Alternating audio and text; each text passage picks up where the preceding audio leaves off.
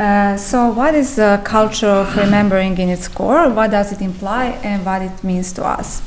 In this paper, I presented harmony as a way of culture of remembrance, and there are 4 layers of actually defining culture of remembrance to its core, to us, and of course to the world.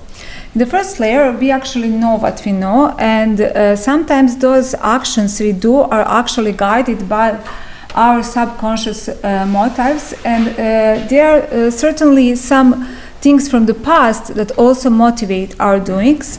And the second layer is actually presented by the layer of us evaluating the past. When we evaluate things we did in the past, we actually know what we're going to do in the future because we learn from our ancestors and the way they did some things.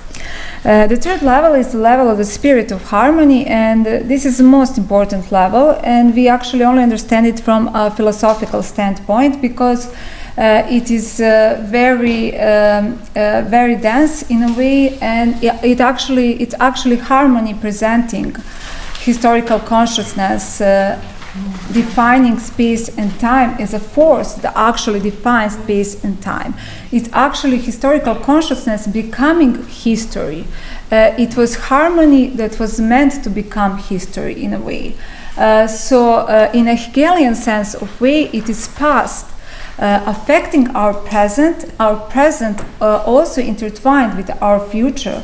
And those aspects of present, past, and future that are now intertwined and can only be understood from the retrospective, since there are some things which are actually a part of a greater puzzle, and we can only understand them when we see them from the future perspective, when we don't look at them like from the perspective of present or from present moment actually when it's happening.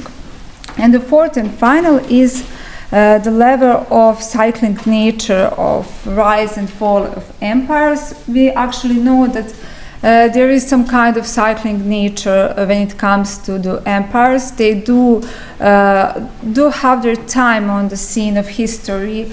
They define history in certain ways. We can see their rise, and then their rise is actually followed by their fall, which was inevitable in a certain moment. So this is actually a thing that also helps us define what is going to happen and a broader perspective from which we can look at the philosophy of history actually. Also in the first layer of history we have traditions and values. Those traditions and values that define us as a nature and as a nation. Now a nation actually becomes an entity in itself. We have an individual, and as an individual we also have certain set of values that define us as a person, but as a nation we become a force, a formidable force, because we have our own set of values and we are defined by our ancestors and our past. Descendants are defined by what was done in the past.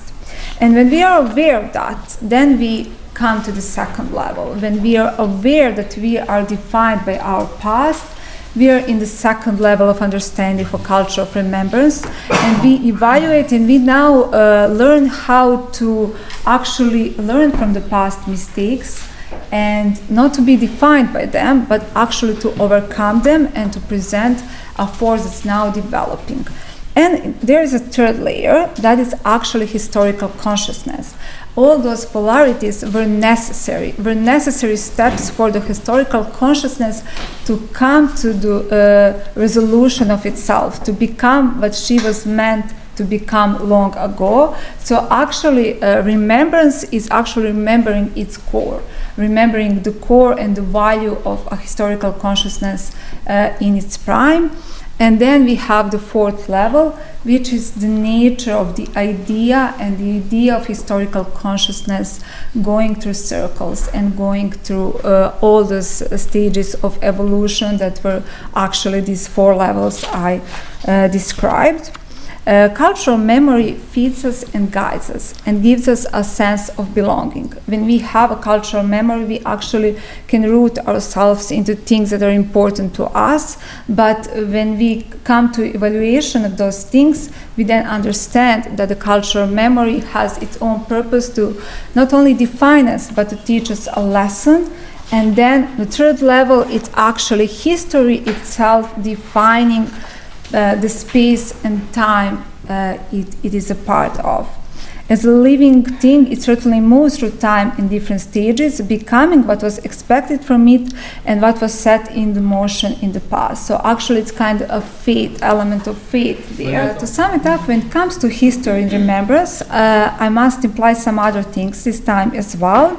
It is true that cultural history is mostly written by winners, so our views on history are actually influenced by their views, but they got their hold on history, so they actually wrote with an eye on history. So they wrote their own histories, and we are, by the way, not only the children of our time, we are also the children of our history, because the history defines us as a person and also defines our values in this world. And just want to read the conclusion. From the very first stage where the cultural memory is presented to us on all the levels of historical consciousness, the idea of harmony has found and expressed itself through various ways of creation and thought. Sometimes the idea is found in the words of great value, sometimes in deeds that redefine century, but either way, the way of continual expression never evaporated. It is a reminder that an expression of history through space and time is a never-ending process, but always full of transformative potential and unhidden glory. As the observers of history at one point in time, and those who consciously learn from it as well, we cannot stop appreciating its tremendous power, knowing that there is a greater force behind the scenes of history, the force of harmony, which tends to grow together with time, or more precisely, the time will grow and move accordingly in order to accompany it. And that's it. Thank you very much.